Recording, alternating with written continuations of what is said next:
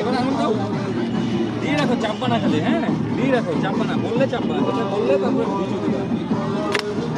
বলে নাই তোমাকে যখন বলবে তখন মারবা, আচ্ছা ধরে রাখো, এখন বললে ফায়ার দিবা, আচ্ছা হ্যাঁ ধরে রাখো, হ্যাঁ মারো। মারো, অনেকগুলো আছে, মারো, হ্যাঁ এই ও তো। একটা ফালতু। ধরে রাখো, হ্যাঁ বেলুন মিলাবো তারপরে মারো, বেলুন কোনটা মারতেছো? হ্যাঁ বেলুন মিলাও, হ্যাঁ আবার বেলুন মিলাও, এই তো। ওই আবার বেলুন মিলাও, কি মারো?